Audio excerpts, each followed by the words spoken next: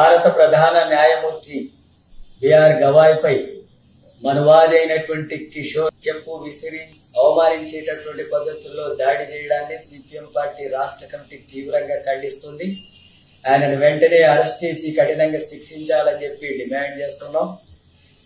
రాజ్యాంగ పరిధిలో రాజ్యాంగానికి అనుగుణంగా న్యాయ వ్యవస్థ, న్యాయమూర్తులు తీర్పులు ఇచ్చేది, వ్యాఖ్యానాలు చేసేటటువంటి వైఖరి ఉంటుంది. కానీ ఒక మనువాదానికి అనుకూలంగానో, మతోన్మాదానికి అనుకూలంగానో, ఒక కుల ఆధిపత్య ధోరణులకు అనుకూలంగానో, సనాతన ధర్మాలకు అనుకూలంగానో లేదా ఇతర మతాలకు అనుకూలమైనటువంటి పద్ధతుల్లో తీర్పులు ఉండాలనేటటువంటి పద్ధతుల్లో ఉన్మాదాన్ని రెచ్చగొట్టేటటువంటి వైఖరిని అధికారంలో ఉన్నటువంటి బీజేపీ తీసుకొస్తున్నటువంటి వైఖరి వల్లనే ఇలాంటి ఘటనలు అంతా కూడా జరుగుతున్నాయి.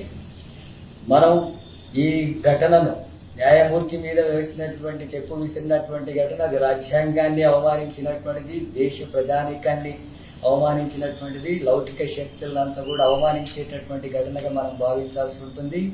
ఈ దేశంలో కుల అసమానతలు, మతోన్మాద రాజకీయాలు, అట్లాగే పేద ధనిక అనేటటువంటి దోపిడీ వ్యవస్థను కొనసాగించడానికి ఉపయోగించేటటువంటి మూఢ విశ్వాసాల్ని పెంచి పోషించేటటువంటి పద్ధతుల్లో బీజేపీ ఆర్ఎస్ఎస్ భావజాలాన్ని వ్యాప్తి చేస్తుంది. కేంద్రంలో ఉన్న అధికారంలో ఉన్న బీజేపీ అట్లాగే కొంతమంది మంత్రులు, ముఖ్యమంత్రులు కూడా ఇలాంటి వ్యాఖ్యానాలే చేస్తున్నటువంటి నేపథ్యంలో ఇలాంటి ఘటనలు అంతా కూడా జరుగుతున్నాయి. మన రాష్ట్రంలో కూడా సిద్దిపేట జిల్లాలో కొంతమంది ఆధిపత్య కులాలకు సంబంధించినటువంటి న్యాయవాదులు ఇలాంటి అవమానకరమైనటువంటి పద్ధతుల్లోనే వ్యాఖ్యానాలు, పోస్టింగ్లు పెట్టినటువంటి ఘటనలు కూడా జరిగాయి.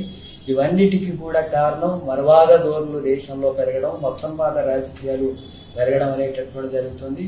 ఒకనాడు గాంధీని హత్య చేసినటువంటి హంతకులైనటువంటి ఆర్ఎస్ఎస్ ను ఈనాడు దేశభక్తులుగా లేకపోతే స్వాతంత్ర దినోత్సవం నాడే వాళ్ళని కీర్తించేటట్టుగా పద్ధతుల్లో వివరించడం అనేటటువంటి ప్రధాన మంత్రి దేశంలో అధికారంలో ఉన్నటువంటి ప్రధానమంత్రి చేస్తున్నాడు.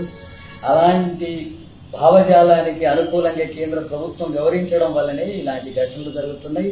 అయితే ఇలాంటి ఘటనలకు జరిగినంత మాత్రాన భయపడేటటువంటి సమస్య లేదు అని చెప్పి న్యాయమూర్తి వ్యాఖ్యానించడం అనేటటువంటిది హర్షించదగ్గటువంటి విషయం. ఈ మతోన్మాదానికి, కులోన్మాదానికి వ్యతిరేకంగా ధైర్యంగా లౌకిక శక్తులంతా కూడా, సామాజిక న్యాయం కోరే శక్తులంతా కూడా, దోపిడీ వ్యవస్థకు వ్యతిరేకంగా పోరాడాల్సినటువంటి శక్తులంతా కూడా ఐక్యంగా నిలబడి పోరాడాల్సినటువంటి అవసరం ఉంది. అలాంటి పద్ధతుల్లో రాష్ట్ర ప్రజానీకం కూడా, లౌకిక శక్తులంతా కూడా సంఘటితంగా ఇలాంటి దాడుల్ని ఖండించాలని, వ్యతిరేకించాలని చెప్పి ప్రజానీకానికి విజ్ఞప్తి చేస్తున్నారు.